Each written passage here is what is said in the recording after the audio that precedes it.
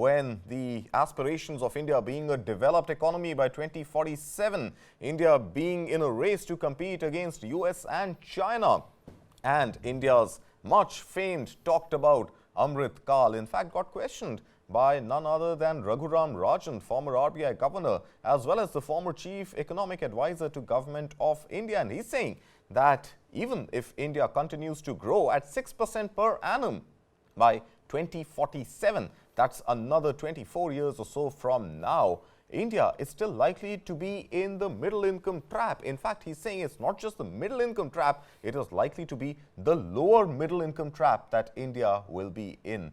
Krishna, what's going on here?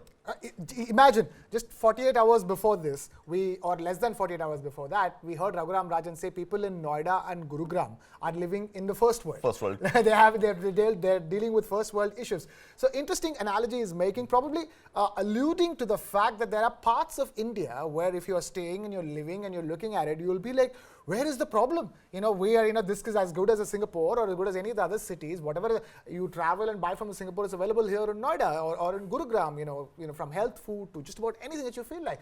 So, and while talking about that, but also talking about the fact, the macroeconomic fundamentals pointing to the fact that even with a 6% GDP growth, we will remain that. It basically means, from the way I interpret it at least, he's talking about a huge wealth gap, a huge gap in terms of development between certain pockets of India and India as a whole. And for long, Karthik, we've been talking about the fact that, you don't talk about the fact that why India is not doing double-digit growth. But of course, we had 3 years of the pandemic, and of course, through the pandemic and post the pandemic, we've had faster growth rates as compared to anybody else. But we have to make up for what we lost over the last couple of decades in terms of Krishna, growth. my point is numbers don't lie. And if we were to just look at numbers as they exist, what are the projections? Even if India continues to grow at 6%, and incidentally, in the last 2 quarters, we've grown much faster than that. Yes. And even this year, the estimated growth projection of 6.5 has been revised by RBI to take it up to 7%. But I'm saying pessimistically or realistically, even if you were to look at a 6% growth rate,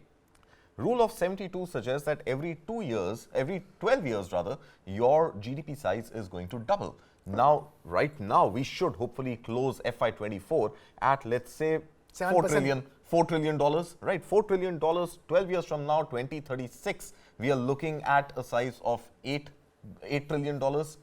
Another 12 years, if we continue to grow at 6%, we are looking perhaps, by 2048, if not 2047, we are looking at India's economy to be in the vicinity of about $16-17 trillion, right? $16-17 trillion is actually smaller than China's economy right now. China's economy size is at about 18 trillion.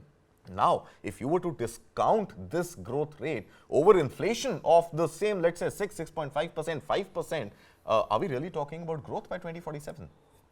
You're talking about it as if it's compounded annual growth rate, Karthik. The only question here is that will India continue to grow only in the 6 to 7% target range going forward for the next 10, 15 or 20 years? My question here is that what will happen to India once it's over and done with all the post-pandemic stress and ends up being able to notch double-digit growth rate at some stage?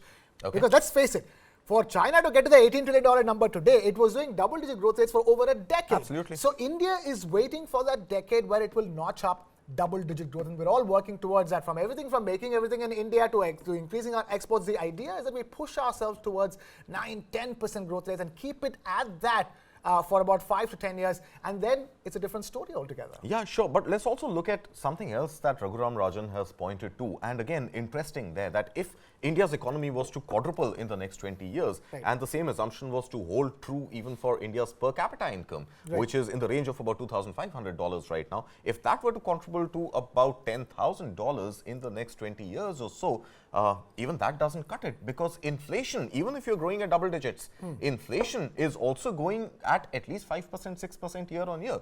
So even at 10,000 per capita income, the concern Raghuram Rajan is pointing out is that India will actually suffer on 2 accounts. One, of course, is being still in the lower middle income trap. The second also being that with population perhaps not continuing to grow as fast as it has grown over the last 20 years, the demographic dividend will actually start becoming a burden, because we will perhaps age faster than we get richer. So we are going to be an older economy first and a richer economy much later.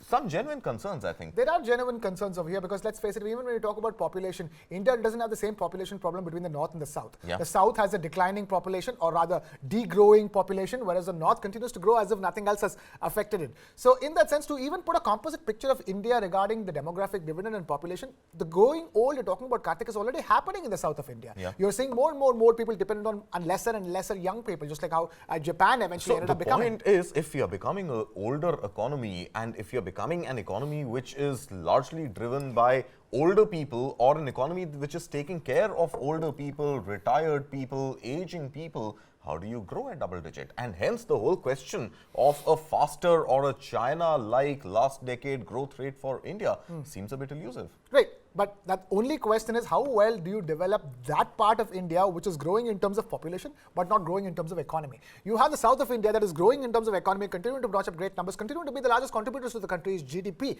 But of course, they are a growing, aging population. So what my concern, I would share that concern, is that how do we balance this out? How do we make sure we bring back the kind of growth that you're witnessing in the south and the kind of economies and the per capita GDPs? If you take a look at the per capita GDP in the country, the top 4 states, it's Telangana, Tamil Nadu, Karnataka. It's the same usual suspects when it comes to high per capita GDP and high GDP. How do we transfer that growth over here?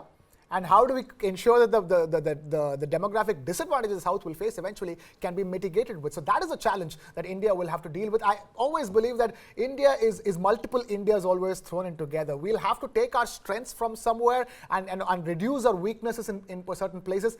But the concerns are genuine. How well we deal with these challenges, I mean, that's anybody's guess. All right, and in the same breath, also news coming in, Arvind Panagaria, former Chief Economic Advisor to Government of India and former member Niti Aayog, is also coming on record. In fact, at the same time, when Raghuram Rajan is raising questions on India's real growth, if not just pure GDP, economic growth and size of the economy, Arvind Panagaria coming out and saying that India is likely to be the much famed, much talked about $5 trillion economy as early as 2026.